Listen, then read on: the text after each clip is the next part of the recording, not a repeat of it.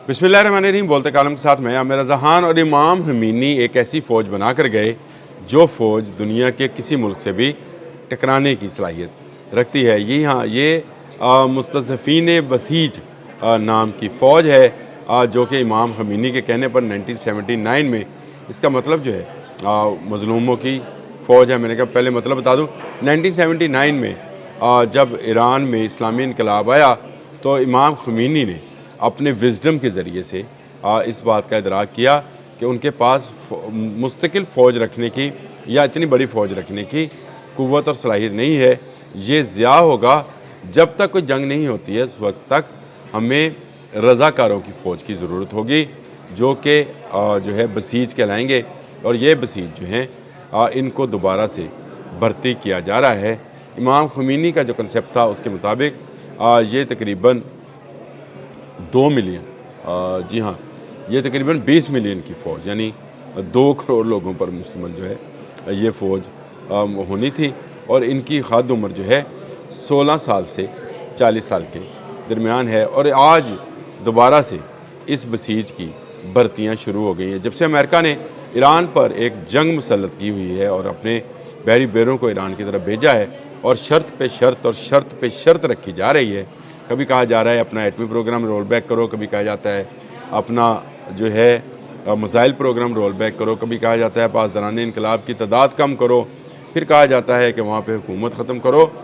इसी दौरान ईरान ने मुख्तलिफ सोशल मीडिया इश्तहारात और मसाजिद और इमाम बारगाहों के ज़रिए से ऐलान कराया है कि उनको लाखों की तादाद में ऐसे रज़ाकार चाहिए जो कि इस्लामी पासदारान इनकलाब के साथ मिलकर अमेरिका का मुकाबला कर सकें।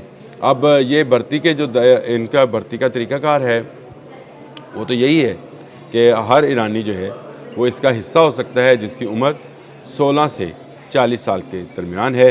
वो मर्द है, औरत है, इसकी कोई इसमें तखसीस नहीं है। वो अपनी जान, अपने वतन, अपने ईमान पर कुर्बान करने के लिए अगर तैयार है तो वो इस मुस्तज़फ़ीन जो है उसका हिस्सा, बसीज का हिस्सा बन सकता है। इसमें 3 इनकी दर्जे हैं, जिन दर्जों के तहत इनको भर्ती किया जा रहा है जी। आदी बसीजी हैं जी, ये निचला तरीन दर्जा है जिसमें आम शहरी जो हैं शामिल होते हैं। उन्होंने बुनियादी नज़रियाती और फ़ौजी तरबियत दी जाती है और दी जा रही, इस वक्त भी दी जा रही है। अच्छा, फ़आल बसीजी ये एक्टिव मेंबर्स हैं।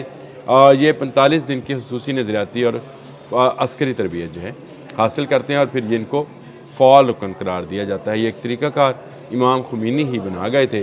उसी की तरह फिर इसके बाद जो है जी स्पेशल मेंबर्स हैं जी, जिनको विया बसीजी कहा जाता है। ये विया बसीजी जो हैं ये वो हैं जो पासदारान इनकलाब के साथ शामिल होते हैं। ये जब आपको दूसरा जो फ़ाल बसीजी वाला मरहला है वहाँ से इन्हें चुना जाता है, जो इस काबिल हों कि उनको पासदारान इनकलाब में शामिल किया जा सके, उनको विया बसीजी जो है बनाया जाता है। और ये बसीजी जो हैं ये बाकायदा तनख्वाह भी वसूल करते हैं। ये रज़ाकार तो होते हैं लेकिन ये ऐसे रज़ाकार हैं जो कि अपनी तनख्वाह भी पासदारान इनकलाब की तर्ज पर करते हैं। और ये एक तरह से एक भर्ती का प्रोग्राम है जो कि शुरू कर लिया गया है और वहाँ पर मुकामी मसाजिद और मराकज़ में बसीजी बेसिस जो हैं कायम कर दी गई हैं। अमेरिका इस वक्त अपने बहरी बेड़ों के ज़रिए ईरान पर हमलावर होने की कोशिश कर रहा है और ऐसे में ऐसी रज़ाकार फ़ोर्स जो है वो तैयार कर ली गई है जो अपने वतन पर मर मिटने को तैयार हैं। ये वो लोग हैं जो अपने तमाम जो हैं अपने अज़ीज़ों कारब रिश्तेदारों, अपने मफादात, अपने कारोबार, अपनी नौकरियों को छोड़ कर सिर्फ़ और सिर्फ नज़रियाती तौर पर इस्लाम के लिए और अपने वतन के लिए जो है जान कर कुर्बान करने को तैयार हैं।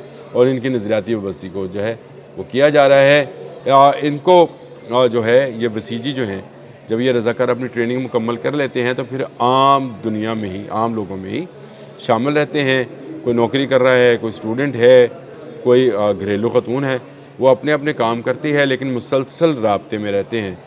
जो बसीजी अमीर्स हैं जो इनके इलाक़ों में तैनात हैं, जो पासदारान इनकलाब में से लिए जाते हैं, इनके सेंटर्स में इनकी बाकायदा हाज़िरी और अगर कोई ट्रेनिंग प्रोग्राम हो जैसा कि सिविल डिफेंस में होता है वैसा ही इनके साथ इनको भी इस्तेमाल किया जाता है।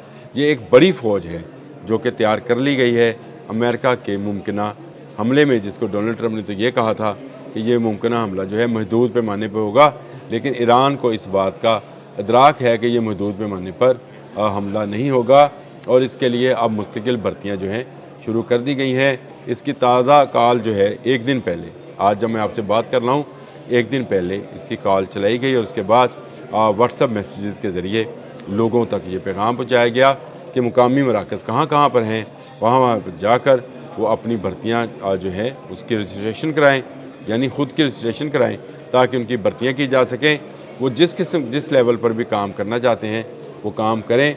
और इस वक्त इसकी बसीत की मुतहरक साजी जो है, मोबिलाइजेशन जो है, इस पर जोर दिया गया है। सोशल मीडिया और इश्तहारात में मैंने आपको बता दिया और इसको मुख्तलिफ ऐप्स के ज़रिए भी कहा जा रहा है कि आएँ और इसमें शामिल हो जाए। न्यूयॉर्क टाइम की एक स्टोरी है, ये बड़ी दिलचस्प है कि inside Iran preparation for war and plans for survival.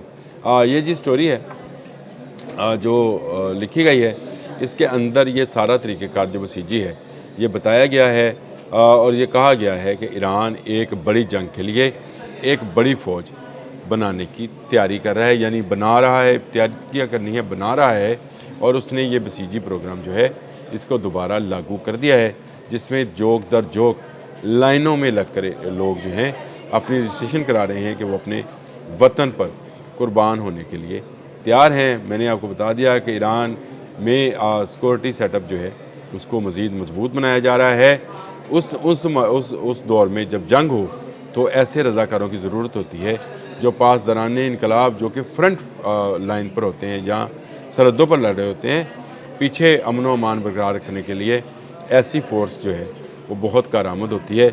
इनमें से जो ख़वातीन हैं उनको नर्सिंग की भी ट्रेनिंग दी जाती है, पैरामेडिक्स की ट्रेनिंग दी जाती है, और जो नौजवान हैं उनको हर्बी तकनीक सिखाई जाती हैं, कैसे बम्बारमेंट की सूरत में लोगों की जानों को महफूज बनाया जा सकता है, बिल्डिंग क्लैप्स कोई करे तो किस तरह से लोगों को वहाँ से निकाला जा सकता है। ये वो सारी तरबियत है जो ईरान में शुरू कर दी गई है और इस वक्त हज़ारों लाखों की तादाद में बसीजी जो हैं अपनी रजिस्ट्रेशन करवा रहे हैं।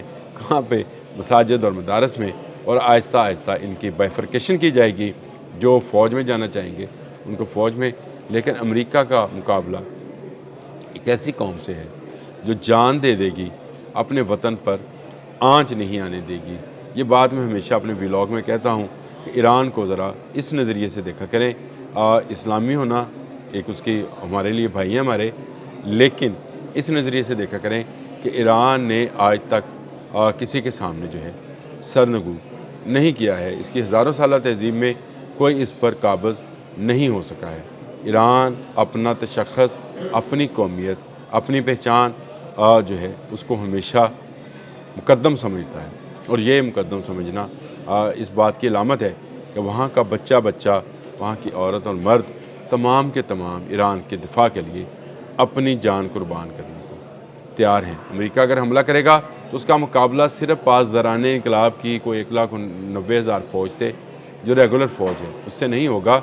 उसका मुकाबला इन 20 लाख बसीजी से भी होगा, और जिनका मुकाबला करना शायद अमेरिका के बस की बात नहीं है। सोचने में बड़ा अच्छा लगता है कि अमेरिका सुपर पावर है, और डोनाल्ड ट्रंप जो है वो शायद ये सोच रहे हैं कि वो हेलीकॉप्टर उतारेंगे और तमाम ईरान पर उनका कब्ज़ा हो जाएगा। ये दीवाने का ख्वाब है, और ये दीवाने का ख्वाब कभी पूरा नहीं होगा। अब तक के लिए इतना ही। अल्लाह हाफ़िज़।